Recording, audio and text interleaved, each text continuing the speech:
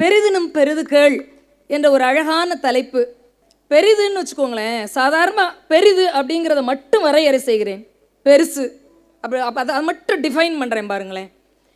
யாரோ ஒரு இருவருக்குள்ளே ஏதோ ஒரு பகிர்தல் நடக்கும்போது, சின்ன பிள்ளையிலேருந்து அப்பா ஒரு லட்டு கொடுத்தாங்கன்னு வச்சுக்கோங்களேன், அதில் ஒரு ஆப்பிள் கொடுக்குற ஏதோ ஒரு பழம் அப்படி ரெண்டாக பகிர வேண்டிய சூழ்நிலை வருமோ, அப்படி பகிர்ந்து கொடுக்கும்போது யாருக்கு நீட்டுகிறோமோ அது பெருசாகவே தெரியும். ஒரு நிமிஷம் இதை நான் வச்சுக்கிறேன், இதை நீ வச்சுக்கோன்னு அந்த பிச்சை பங்கு அடுத்த ஆளுக்கு போகும்.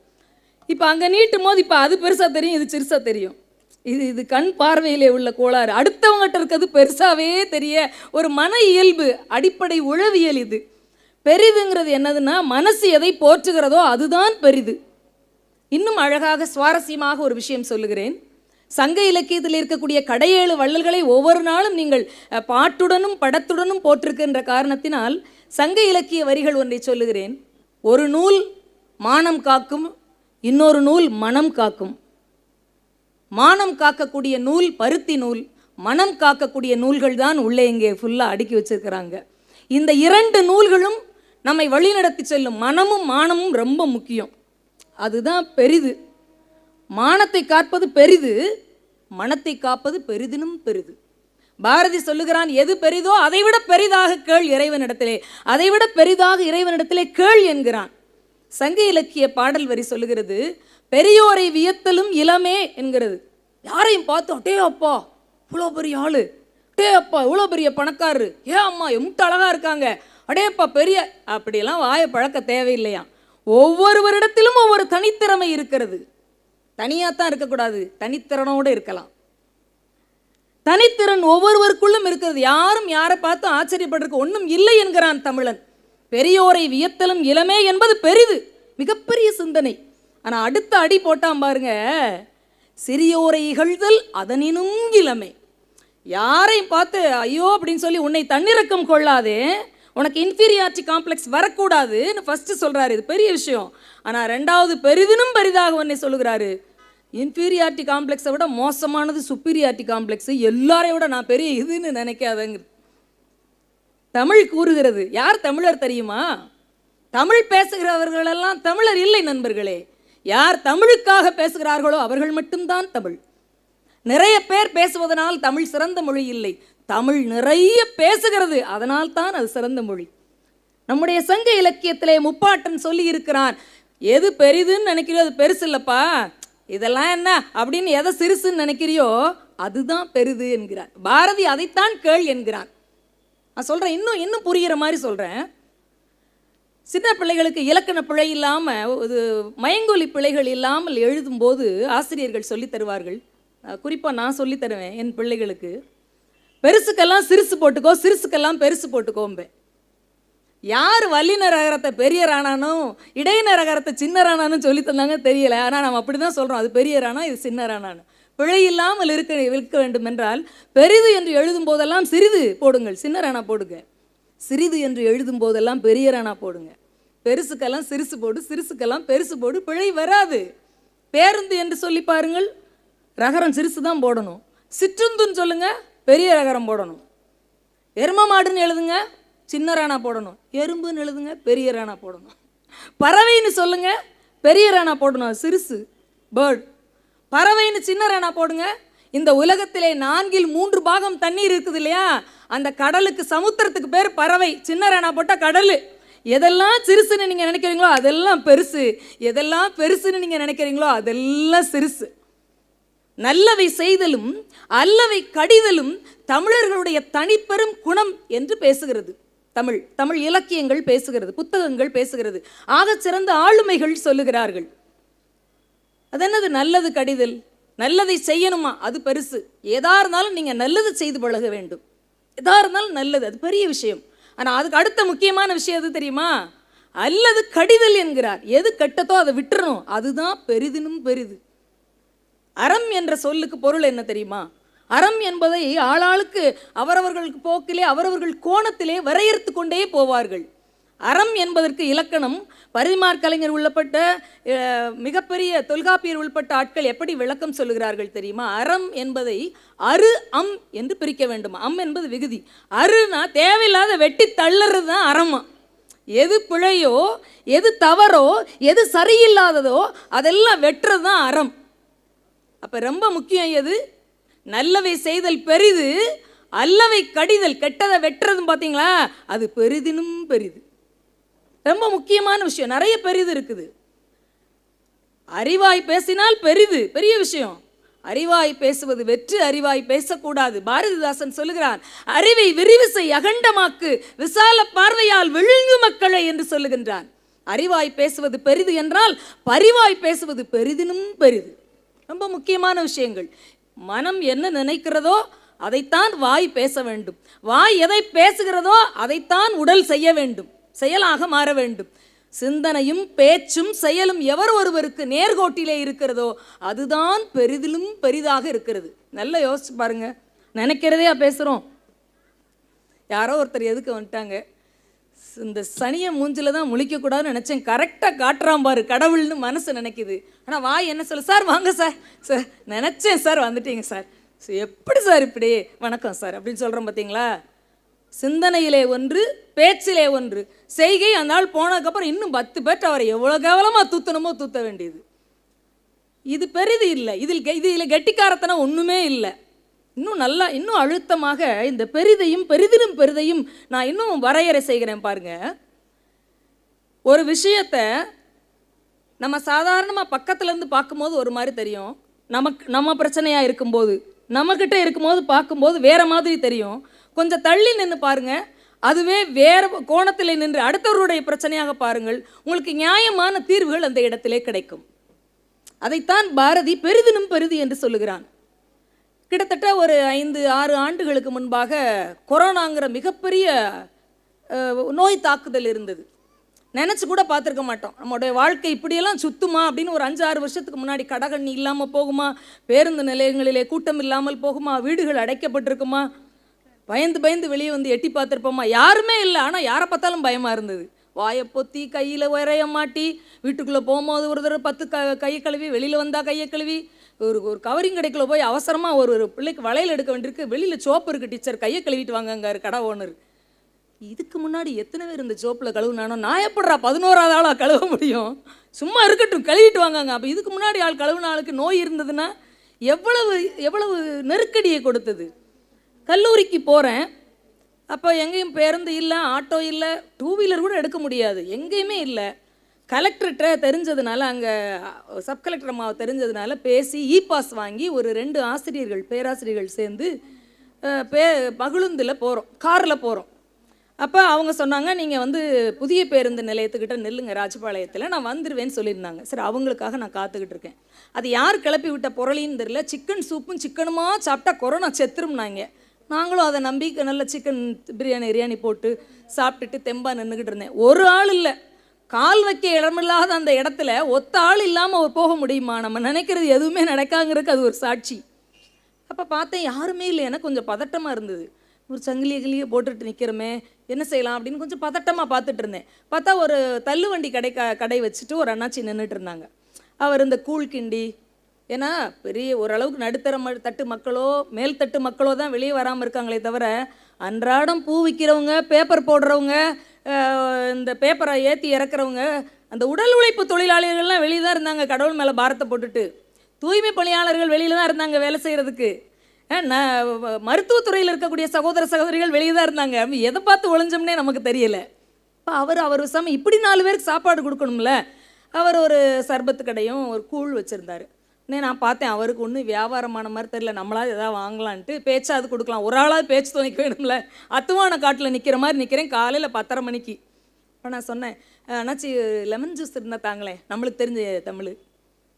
அப்படி இல்லை, எலுமிச்சை சாருன்னு கேட்டால் அவர் 4 தடவை என்ன பாரு. அதுக்காக நான் அவருக்கு புரிகிற பாஷையிலே சொல்லிட்டேன், லெமன் ஜூஸ்ன்னு சொன்னால் தான் தெரியுது. சோறு வைங்கன்னா மதிக்க மாட்டுறாங்க, ஒயிட் ரைஸ் இருக்கா அப்படின்னா டப்புன்னு வச்சிடறான். சோறுன்னா அப்படிங்கண்ணா, சோறுப்பா வெள்ளைச்சோறுண்ணா, அது யார் வச்சுருக்கான்னு பாருங்கங்கிறா. நீ தான்டா கையில் வச்சுருக்க, ஓ ஒயிட் ரைஸா அப்படிங்க. இப்படி டிரான்ஸ்லேட் பண்ண வேண்டியிருக்கு. ஆனால் எதுக்கு இந்த பஞ்சாயத்துன்னு சொல்லிட்டு நான் சொன்னேன், ஆனால் கொஞ்சம் ஒரு டம்ளர் எலுமிச்சை சாறு கொடுங்க, லெமன் ஜூஸ் கொடுங்கன்னு. அவர் கொஞ்சம் நன்னாரி போடட்டா, ஒரு இது சோடா ஊற்றட்டான்னாரு. அதெல்லாம் வேண்டாம், எனக்கு சேராது, அதெல்லாம் வேண்டாம், வெறும் எலுமிச்சம்பளம் கொடுங்கண்ணே. நல்ல தண்ணியாக வச்சுருக்கீங்களானே, நல்ல தண்ணிப்பான்னாரு. ஒரு டம்ளர் தண்ணியில் அரை எலுமிச்சம்பழத்தை புழிஞ்சு கொஞ்சோண்டு இது தேன் மாதிரி ஏதோ வச்சுருந்தாரு. அதை விட்டு ஆற்றி கொடுத்தாரு. நான் குடிச்சிட்டேன். குடிக்கிறதுக்கு முன்னாடியே எவ்வளோனாவது கேட்டிருந்துருக்கணும். குடிச்சிட்டு எவ்வளோ அப்படின்னு, ஒன்றும் வேண்டாம் அப்படின்னாரு. எனக்கு வெக்கமாயிட்டு. நான் நினச்சேன் நான் பெரிய ஆள், எனக்கு கார் வரப்போகுது, நான் சப் கலெக்டர்கிட்ட சொல்லி பாஸ் வாங்கிட்டு இன்னொருத்தரையும் என் காரில் கூப்பிட்டு போகிறேன்னு நான் நினச்சிக்கிட்டு இருக்கேன். பெருசாக நினச்சிக்கிட்டு இருக்கேன். ஒன்றை அசால்ட்டாக என்னை நிமிந்தே பார்க்காம காசு வேண்டாம் அப்படின்னாரு. என்னங்க கேவலப்படுத்துறீங்க? குடிக்கிறதுக்கு முன்னாடி சொல்லியிருந்தா கூட குடிச்சிருக்க மாட்டேங்க, ஏதாவது வாங்கிக்கோங்கண்ணே. ஏமா ஒரு டம்ளர் தண்ணிக்கும் அரை எலுமிச்சம்பழத்துக்கும் என்கிட்ட சில்லற வேலை இல்லை. 50 ரூபா தான் வச்சுருந்தேன். நான் 50 ரூபா கொடுக்குறதுக்கு ரெடியாக இருக்கேன்.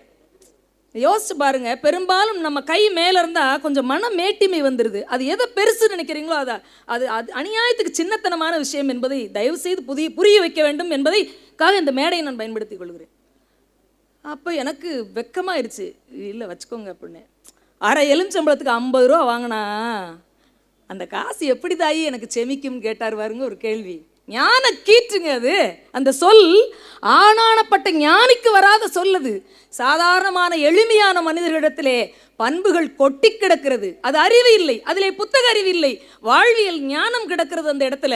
சிக்கன் பிரியாணி செமிக்கணுங்கிறதுக்காக 50 ரூபாயை நான் நீட்டினது பெருசுன்னா, 50 ரூபா வேண்டாம், அரை எலுமிச்சம்பழம் கொடுக்குறதுக்கு வக்கு இல்லாமலாம் நாங்கள் இருக்கோம், குடிச்சிட்டு போ, காரில் போனா என்ன, லாரியில் போனா எனக்கு என்ன அப்படின்னு சொல்லிட்டு ஒருத்தர் நிற்கிறான் பாருங்க கெத்தா.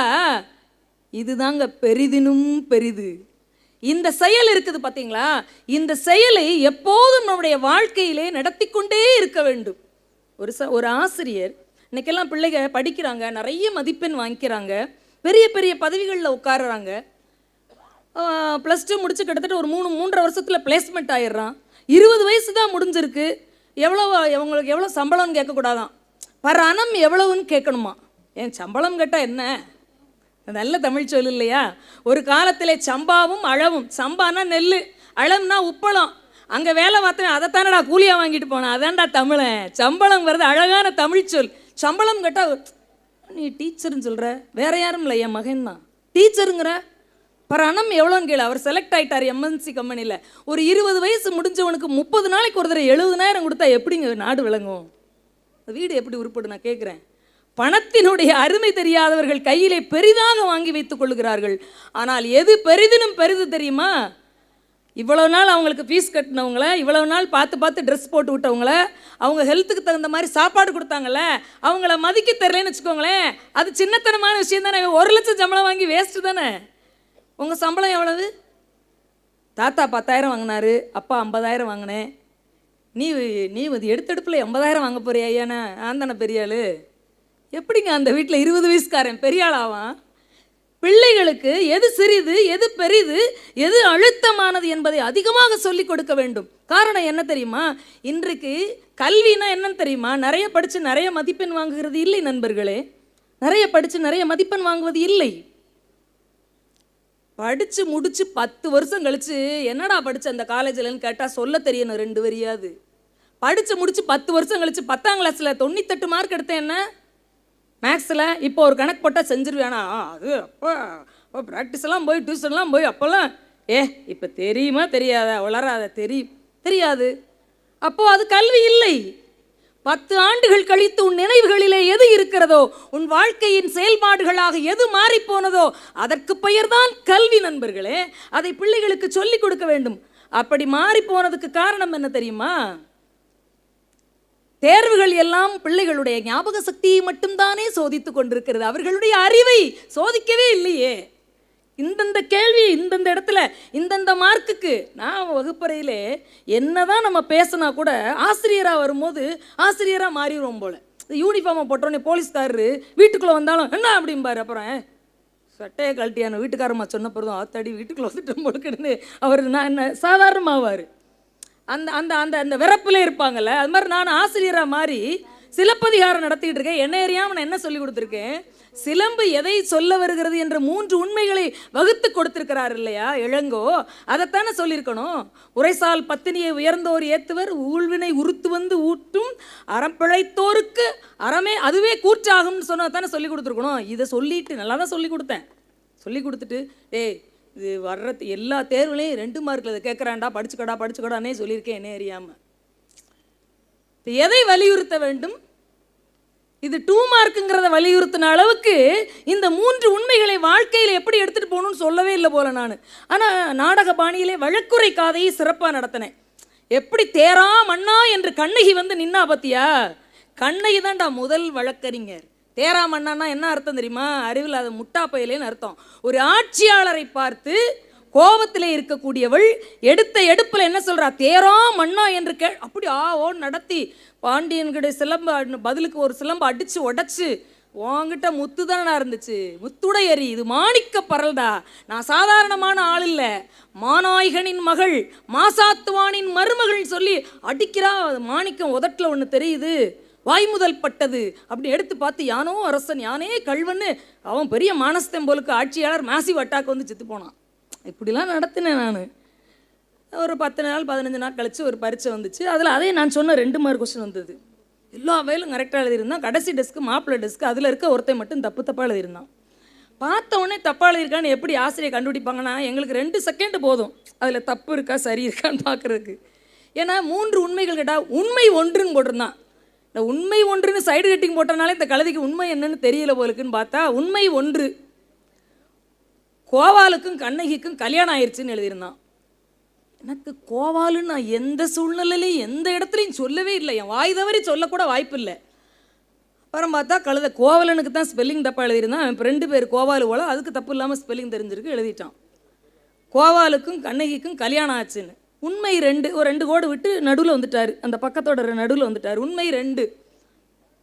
கோவாலுக்கும் கண்ணகிக்கும் கல்யாணம் ஆனது தெரிஞ்ச உடனே மாணிக்கம் தெரிச்சிட்டான்னு எழுதியிருக்கான் சார். எனக்கு பதட்டம் ஆயிடுச்சு. நான் மாணிக்கம்ங்கிறது மாணிக்க பரல், முத்துவும் மாணிக்கமும் மாறலதுல தான் அவர் வந்து பிழை செய்திருக்கிறார். பாண்டிய நெடுஞ்செழியனே ப்ரூஃபானது, அது பெரிய விட்னஸே அதுதான். இவன் நினச்சிருக்கான், அவன் கொஞ்சம் கவனிச்சிருக்கான், கொஞ்சம் வெளியே வந்திருக்கேன். நான் 2 மார்க் 4 மார்க்குன்னு சொல்லும்போது கவனிச்சிருக்கேன். அப்புறம் எதையோ யோசிச்சுக்கிட்டு இருந்திருக்கேன். நாள் பார்த்த ரீல்ஸ் எல்லாம் மனசுக்குள்ளே ஓட்டிக்கிட்டு இருந்திருப்பான் போலுக்கு. அவனை கதாநாயகனாக வச்சு அவன் நினச்சிக்கிட்டான் இவங்க 2 மாணிக்கமும் கண்ணகியும் லவ் பண்ணிக்கிட்டு இருந்திருக்காங்க. திடீர்னு இந்த லவ் மேரேஜை கெடுத்து விட்டு அப்பா அம்மா அரேஞ்ச் மேரேஜில் கோவாலுவை கட்டி வச்சுட்டாங்கன்னு எழுதியிருக்கான். எனக்கு பதட்டம் ஆயிடுச்சு. உண்மை 3 படிக்கவே பயமாக இருந்தது. இருந்தாலும் அப்புறம் என்ன செய்ய, இன்றைக்கெல்லாம் ஆசிரியர்கள் பயந்தா வேலை பார்க்க முடியுமா? உண்மை 3ன்னு கடைசியில் எழுதியிருந்தான். 3வது உண்மை என்னடா இருக்குன்னு பார்த்தா, ஒரு கொலுசு எங்கே இருக்குது, இன்னொரு கொலுசு எங்கே இருக்குன்னு இவ போய் ஏன் நெடுஞ்செழியன்ட்ட கேட்டான்னு நான் முக்கோண காதலை நாற்கர காதலாக ஆக்கி விட்டேன். எனக்கு பொறுக்கவே முடியல. இங்கிலீஷ் ஸ்டடி நடந்துக்கிட்டு இருந்துச்சு. அந்த அம்மாட்ட போய் ஒரே 1 நிமிஷம் அந்த அந்த பாபுவை மட்டும் வெளியே விடுமா அப்படின்னேன். முடியாது, 10 நிமிஷம் கடனாக கொடுதாயே, அவனை வெளியே விடுன்னு. நான் ரொம்ப தன்மையாக ரொம்ப பொறுமையாக தான் அவன்கிட்ட ஒரு விஷயம் கேட்டேன். எடா எழுதியிருக்கேன் இப்படிலாம் நான் சொல்லவே இல்லையாடா அப்படின்னேன்.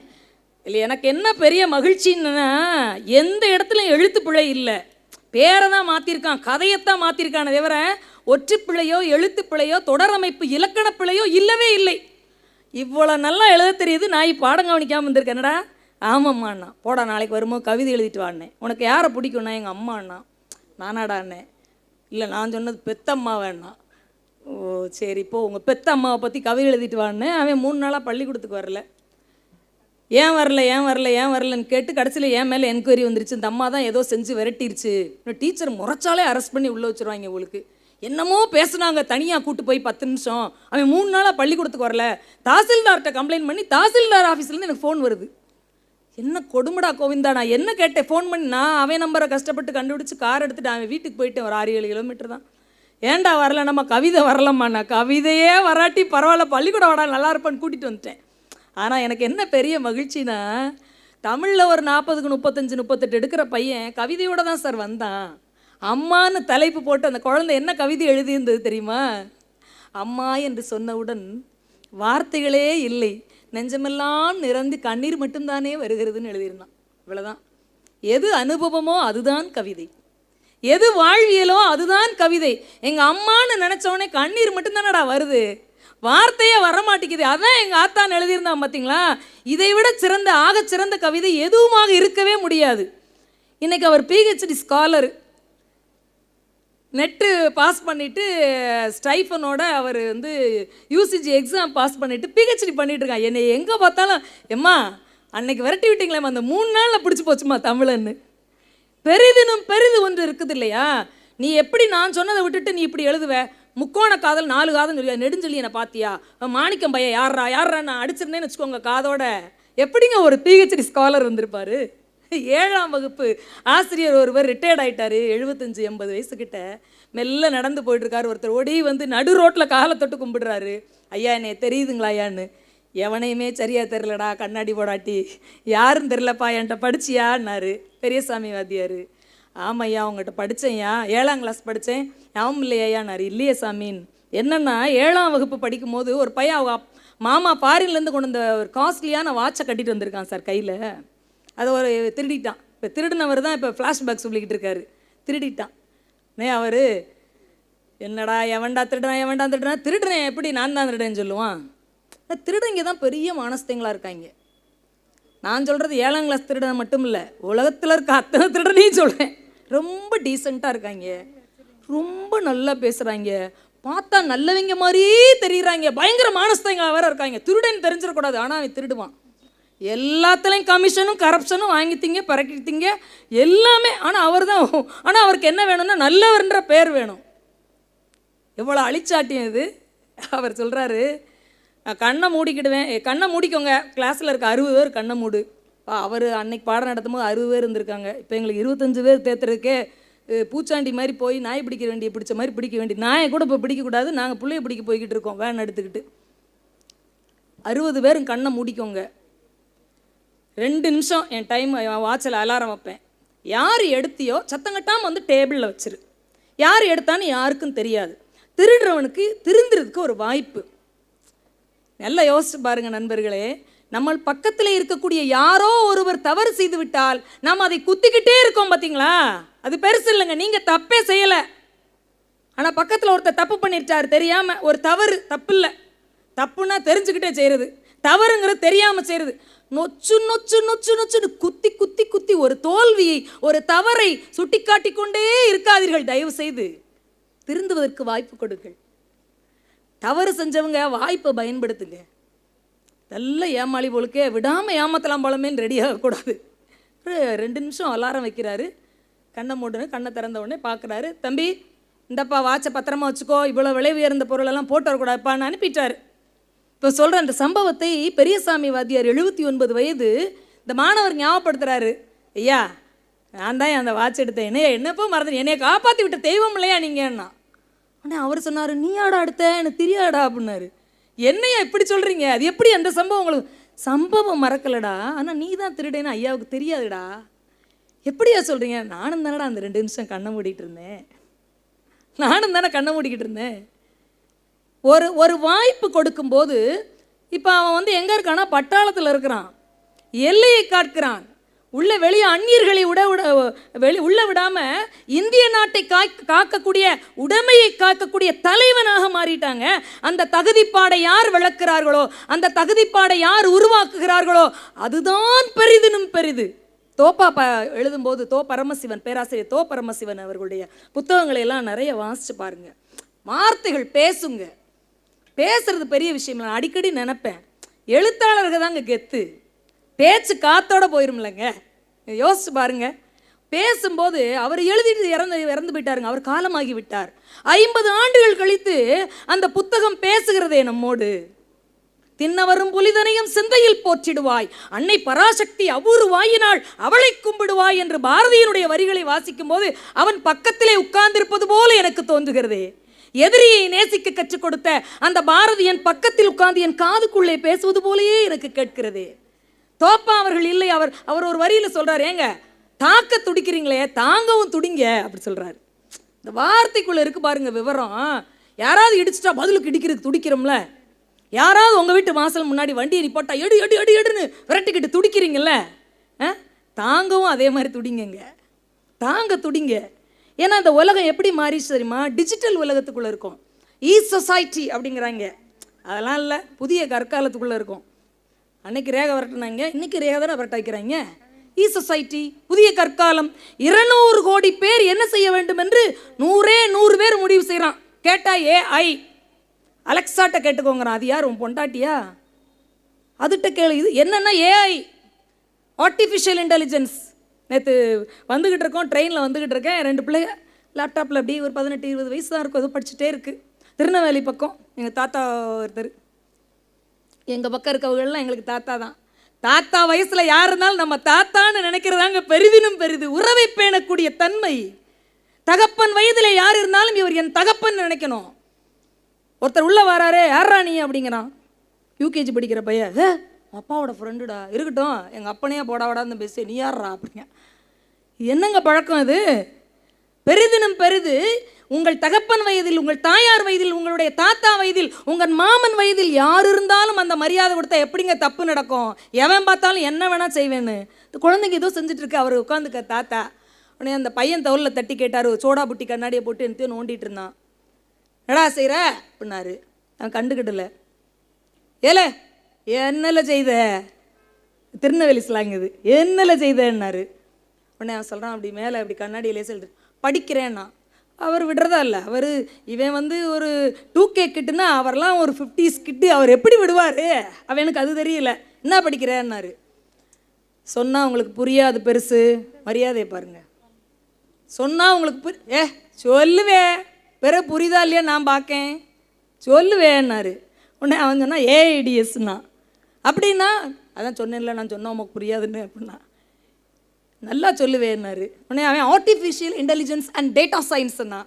இப்போ புரியுதாண்ணா? ஆமாம் புரியலைன்னாரு. ஏல இங்கிலீஷில் சொல்கிற, அதை தமிழில் சொல்ல தெரியாதா? தமிழில் சொல்லலை அப்படின்னாரு. உடனே அவன் சொன்னால் செயற்கை நுண்ணறிவும் புள்ளியியலும் படிச்சுக்கிட்டு இருக்கேன், இப்போ புரியுதாண்ணா? அப்போ சொல்ல தெரியலையல அப்படின்னாரு. நான் தான் சொன்னோம்லையா உமக்கு புரியாதுன்னு. நோசன் போமியாங்கிட்டுன்ட்டான். இது ஒரு உரையாடல் நான் ரொம்ப சுவாரஸ்யமாக கவனிக்கிறேன். இன்னும் இப்போ தாத்தா தோத்துட்டாரான்னு எனக்கு தெரியணும். ஏன்னா அவர் விடா கொண்டேன், தோத்துட்டாரா இல்லையான்னு கண்டுபிடிக்கணும். சொன்னேன் அப்போ புரிகிற மாதிரி நீ என்ன படிக்கங்கிறத புரிகிற மாதிரி அடுத்தவங்களுக்கு சொல்கிறதுக்கு இவங்க உனக்கு சொல்லித்தரல, நீ மக்கு பைய. எப்படி இப்போ தாத்தாவுக்கு நீங்கள் கை தட்டி தான் ஆகணும். எனக்கு கட்டி பிடிச்சிக்கிட்டு போல இருந்தது. அவரை கேட்டார் என்ன ஒரு பெரிய அந்த கேள்வி அந்த இளைஞனுக்கும் அந்த யுவதிக்குமான கேள்வி இல்லை நண்பர்களே. இந்த சமுதாயத்துக்கான கேள்வி, இந்த ஆட்சியாளர்களுக்கான கேள்வி, இங்கே இருக்கக்கூடிய கல்வியாளர்களுக்கான கேள்வி, இங்கே இருக்கக்கூடிய ஊடகவியலாளர்களுக்கான கேள்வி. ஒரு அரை செவுட்டில் அரைஞ்சா கூட அப்படி வலிச்சிருக்காது. அடுத்தவனுக்கு புரிகிற மாதிரி சொல்கிறதுக்கு நீ படிக்கலையா, அதுக்கு உனக்கு சொல்லித்தரலையான்னு கேட்டார். பார்த்தீங்களா? கல்வி என்பது ஆழமான விஷயமாக இருக்கணும். பக்கத்தில் இந்த பாப்பாட்ட சொன்னா, ஏன் தாத்தா ஆம்பளை பையன் தான் நல்லா படிப்பேன்னு நினச்சிரோ? எனக்கும் தெரியும், என்கிட்டையும் கேட்கலாம், நாங்கள் சொல்லுவோம் அப்படிலாம். சொல்லு, பொட்ட பிள்ளையும் படிக்க ஆரம்பிச்சிட்டீங்களோ? இன்னைக்கு அரங்கத்துக்கான சரியான நிகழ்வாக நான் அதை பார்க்கிறேன். எடுத்து காமிச்சோடனே அவன் சொல்கிறார், ஆமாம் செல்ஃபோன் வச்சுருக்கீரா, திறன் பேசி இருக்குதா, டச் ஸ்க்ரீனு இருக்கு. காலையில் எல்லா பையலும் பல்லு தேய்க்கானோ இல்லையோ செல்லு தானே தேய்க்கான், தூங்க மாட்டுக்கான், போர்வையை பொத்திக்கிட்டு உள்ளே ஒளிவட்டம் காட்டுறான். நல்லா எழுதி வச்சுக்கோங்க, லைட் ஆஃப் பண்ணக்கப்புறம் போர்வைக்குள்ளே ஒளிவட்டம் தெரிஞ்சிச்சு, அந்த வீடு இருட்டுக்குள்ளே போய்கிட்டு இருக்குன்னு அர்த்தம். அப்பா பார்க்கக்கூடாது, அப்பா பார்க்குறத மகன் பார்க்கக்கூடாதுன்னு நினச்சா 2 கழுதையும் சரியில்லைன்னு அர்த்தம். எதையுமே பற்றி கவலைப்படாமல் அம்மா சீரியல் பார்த்தா அடிச்சு இந்த மாதிரி பெரிய நிகழ்ச்சிகளுக்கு இழுத்துட்டு வரணும். அதுக்கு சசிகலா அம்மா தான் ஏதாவது ஏற்பாடு பண்ணணும். நீ விவரங்களை கொடுக்க வேண்டும். அவள் சொன்னா, இங்கேருந்து செங்கல்பட்டுலேருந்து சென்னைக்கு போகிறதுக்கு அல்ல திருநெல்வேலிக்கு போகிறதுக்கு எவ்வளோ நேரம் ஆகும் அப்படின்னு அதில் கேட்டால், அது எந்த வெஹிக்கிளில் போகிற, எவ்வளோ ஸ்பீடில் போகிற, எத்தனை பேர் போகிறீங்க, ரோட்டில் போகிறியா, ரயில் ரோட்டில் போகிறியா, ஃப்ளைட்டில் போகிறியா, எல்லா விவரத்தையும் கேட்டுட்டு அதுக்கு ஒரு பதில் சொல்லுது.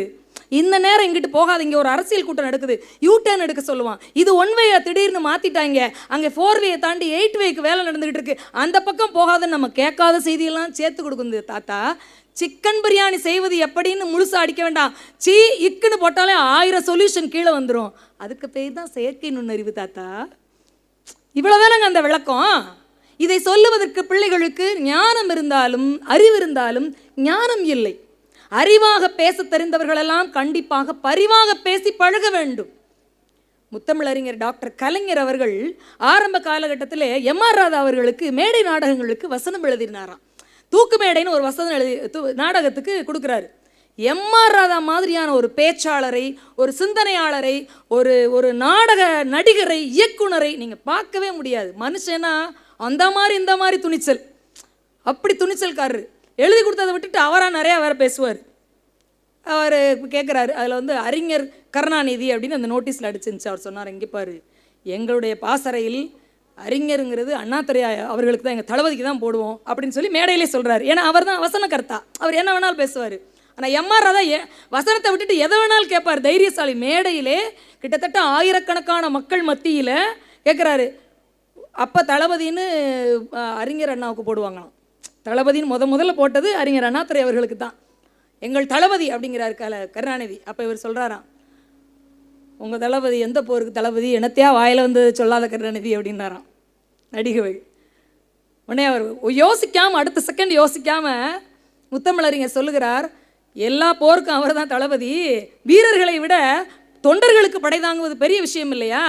வீணை வாசிக்கப்படும் போதும் அது வீணை தான், உரையில் இருந்தாலும் அதற்கு பெயர் வீணை தான், போர் நடந்து கொண்டிருக்கும் போது இருந்தாலும் அவர் தளபதி தான், தம்பிகளுக்கு அண்ணனாக இருக்கும் போதும் அவர் தளபதி தான் சொல்லி முடிச்சாராம். அந்த நாடகம் முடிஞ்ச உடனே தான் எம்ஆர் ராதா அவர்கள் இவருக்கு அறிஞர் என்ற பட்டத்தை அண்ணாவிடமே இருக்கட்டும், அவரே வைத்துக்கொள்ளட்டும், இன்று முதல் நீர் கலைஞர் என்று சொன்னாராம். அப்போ இருந்து தான் கலைஞர் கருணாநிதி என்றதை எழுதினார்கள். அவர் ஒரு இடத்துல சொல்கிறாரு, நிறைய பெரிய ஆகச்சிறந்த சிந்தனையாளர் சொல்கிறாங்க, நீங்கள் ஏங்க இவ்வளோ நெகட்டிவாக பேசுகிறீங்க, நீ இவ்வளோ அறிவை வச்சுக்கிட்டு உங்களை எல்லாரும் வைறாங்களே, எதுக்கு திண்டுக்கு முண்டுக்காக பேசுகிறீங்க, ராமாயணம்னா நீங்கள் கீமாயணம்னு சொன்னாராம். அப்படி இல்லை. ஒரு தனி மனிதனாக 10ல் ஒரு ஆளா வெந்ததை தின்றுவிட்டு விதி வந்தால் சாவோம் என்று எவன் இருக்கிறானோ அவன் பலம் வெளியே தெரியும், பலவீனத்தை ஒழித்துக் கொள்ளுவான். மனிதனுடைய இயல்பு பாருங்க, பலத்தை வெளியே காட்டுவான், நான் அப்படி பராக்கிரசாலி எல்லாம் இப்படி செஞ்சிருவேன்னு. ஆனால் அவனுடைய பலவீனத்தை ஒழித்துக் கொள்ளுவான். நான் வந்து 10ல் ஒரு ஆள் கிடையாது, நான் வெந்ததை தின்னுட்டு விதி வந்தா சாகக்கூடிய ஆள் இல்லை, நான் 1000ல் ஒருவன் இல்லை, நான் 1,00,000ல் ஒருவன். என் பலம் தருகின்ற பொழுது என் பலவீனமும் பொதுமக்களுக்கு தெரிய வேண்டும், திறந்த புத்தகமாக நான் இருப்பேன்னு சொன்னார். பார்த்தீங்களா? இது பெரிதினும் பெரிது, இது வீரம் அல்ல, இது தீரம். நல்லா யோசிச்சு பார்த்தீங்கன்னா நிறைய விஷயங்களை நாம் ரொம்ப சுமூகமாக அணுகும்போது எது சரி எது தப்புங்கிறது தெரியும். நிதானப்படணும். பாரதி சொல்லுகிறார், அன்பு செய்யணும், தெய்வம் உண்மை என்று தான் உணர வேண்டும் என்று 2வது வரியில் வைப்பார். முதல் வரியில் என்ன சொல்வார் அப்படின்னா, எல்லாரையும் நேசிக்கணுங்கிறார். அப்போ அந்த இடத்துல அந்த இடத்துல யார் வாழ்வா? அந்த இடத்துல தெய்வம் வாழும். அப்போ முதல்ல தெய்வத்தை பற்றி சொல்லவே இல்லை, நீ அன்பாயிரு, அந்த இடத்துல யார் வாழ்வாவா? தெய்வம் வாழும் என்கிறார். ஆனால் அதுக்கப்புறம் வந்த பாரதிதாசன் என்ன சொல்கிறாரு, உடைவெளுக்கும் தோழனை கடவுள் தான் முன்னேற்றுமோ அவன் கழுதை தான் முன்னேற்றுமோங்கிறார். அசால்டா உழைக்கிறவனை மதிக்க பழகுங்கடா, எது உனக்கு உதவுகிறதோ அதுதான்டா கடவுள்னார். இவரை பின்பற்றினாலும் தனக்கென ஒரு தனித்துவத்தை வைத்து கொண்டார். பக்கத்தில் இருப்பவர்களை எப்போது நாம் நேசிக்க ஆரம்பிக்கின்றோமோ அப்போது நாம் நம்மை அறியாமல் பெரிதினும் பெரியவர்களாகி விடுகிறோம். நம் சிந்தனையிலே பெரியவர்களாக, நம் பேச்சிலே பெரியவர்களாக, நம் செயலிலே பெரியவர்களாக மாறிவிடுகிறோம். பெருந்தலைவர் காமராசர் அவர்கள் முதலமைச்சராக இருந்தபோது டாக்டர் ராதாகிருஷ்ணன் அவர்களுக்கு சுகமில்லை. நம்முடைய முன்னாள் ஜனாதிபதி இருக்கிறார் இல்லையா, டாக்டர் ராதாகிருஷ்ணன் ஆகச்சிறந்த எழுத்தாளர், ஆகச்சிறந்த மேதை. யாராக இருந்தாலும் முதுமை வருகின்ற பொழுது அந்த இலை பச்சையாக இருந்தாலும் பழுத்து பின் உதிரத்தான் தயாராகும், அதைத்தான் ஏற்றுக்கொள்ள வேண்டும். அதனால தான் மனுஷங்க யார் மாதிரி இருக்கணும் தெரியுமா? காலத்தை போல நேர்மையாக இருக்க வேண்டும். எவனுக்காகவும் நிற்காது, போயிட்டே இருக்கும். காலத்தை போல நேர்மையான மனிதனாக நாம் வாழ வேண்டும். பெரிதினும் பெரிது, நேரத்தை பயன்படுத்திக்கோ, நேரத்தை வீணாக்கிடாது, அப்படியெல்லாம் ஒன்றும் இல்லை. நேரத்தை வீணாக்க முடியாது, நேரத்தை சேமிக்கவும் முடியாது. நேரத்தை மேலாண்மை செய்து பழகிக் கொள்ளுங்கள். அது போவதற்குள் எதை வேண்டுமானாலும் செய்து முடித்துக் கொள்ளுங்கள். அவருக்கு சுகமில்லாமல் போயிடுச்சு. அப்போ முதல்வராக இருக்கிறார். சொல்கிறாங்க, இருக்கிறதுலே மெட்ராஸ் சிட்டியில் தான் நல்ல அட்வான்ஸ்டு டெக்னாலஜி உள்ள நிறைய ஹாஸ்பிட்டல்ஸ் இருக்குது, நிறைய மருத்துவமனைகள் இருக்குது, பிறந்த வல்லுநர்கள் இருக்கிறார்கள். அப்போ அவங்க சேர்ப்போங்கிறாங்க. இல்லை காமராஜர் மறுக்கிறார், அனுமதி மறுக்க அல்ல, அவர் அங்கே கொண்டு போங்க, எங்கே தெலுங்கு தேசத்தை கொண்டு போங்க, ஹைதராபாத் எடுத்துகிட்டு போங்க, அங்கே போங்க தெலுங்கு. இன்னும் எல்லோரும் கோவப்படுறாங்க. தாள் முரட்டு பிடிவாதம் பிடிப்பார், படிச்சிருந்தா தானேன்ட்டாங்க டப்புன்னு. எதை வைத்து கொண்டாடி கொண்டிருக்கிறோமோ, நமக்கு வேண்டிய நிகழ்வு, நம்மளுக்கு வேண்டிய வேலை ஆகலைன்னா டப்புன்னு அதை வச்சு அடிச்சிருவோம் ஆட்களை. அப்படி செய்யக்கூடாது, அதை பாடமாக எடுத்துக்கொண்டு போக வேண்டும், அப்படி செய்யக்கூடாது. அப்படி சொன்னாங்க நிறைய பேர். ஏன் அப்படி சொல்கிறீங்க? ஆனால் ரொம்ப அழகாக படிக்காத மேதைன்னு சும்மா சொல்லலை, அவரை மேதைத்தன்மை உடையவர். அவர் சொல்கிறாரு, 1000 புத்தகங்கள் எழுதியிருக்கிறாரு, அழகாக ஆங்கிலத்திலும் தமிழிலும் பேச தெரியும். ஆனால் டாக்டர் ராதாகிருஷ்ணன் அவர்களுடைய தாய்மொழி தெலுங்கு. மனிதன் நினைவு தப்பி இருக்கிறார். முதுமையிலே இருக்கிறார். என்ன கேள்வி கேட்டாலும் தெலுங்குல தான்டா பதில் சொல்லுவார். இங்கே இருக்கக்கூடிய வல்லுநர்கள் எல்லாம் தமிழோ ஆங்கிலம் தெரிந்தவர்கள், அவருக்கு தெலுங்கு தெரியாது, அங்கே கொண்டு விடு அழகாக காப்பாற்றிடுவாங்கன்னு சொல்லி கொண்டு போய் விட்டார். பார்த்தீங்களா? இந்த சமயோஜித புத்தி, இந்த மேதைத்தன்மை ஒரு மனிதனுக்கு எப்படி வரும் தெரியுமா? அடுத்தவர்களை எவன் ஒருவன் நேசிக்கிறானோ, அடுத்தவர்களை எவன் ஒருவன் அலட்சியப்படுத்தவில்லையோ, எவன் ஒருவன் நினைக்கிறதை பேசுகிறானோ, பேசுகிறதை செய்கிறானோ, அவனால் மட்டும்தான் மனம், மொழி, மெய்யை நேர்கோட்டிலே வைத்துக்கொண்டு எவன் ஒருவன் பயணிக்கிறானோ அவன்தான் இந்த உலகத்திலே பெரியவனிலும் பெரியவனாயிருப்பான். பாரதி இதைத்தான் சொல்லுகிறான். உங்கள் வீரம் தீரமாக இருக்கட்டும், உங்களுடைய துணிச்சல் திமிராக மாறாமல் தைரியமாக மாறட்டும், உங்களுடைய பார்வைகள், உங்களுடைய கண்கள் விசாலப்படட்டும். வள்ளுவ பெருந்தகை ஒரு அழகான விஷயத்தை சொல்றாரு. சும்மா வள்ளுவரை கொண்டாடிட்டு போல, சும்மா வள்ளுவரை கொண்டாடலை, ஆழமான கருத்துக்களை 2 அடிக்குள்ள வச்சு செதுக்கி விட்டுருக்கான் தலைவன், நம்முடைய முப்பாட்டன். எது ஆபத்து? புலியோட இயல்பில் இருக்கணும், பசுவோட இயல்பில் இருக்கணும்.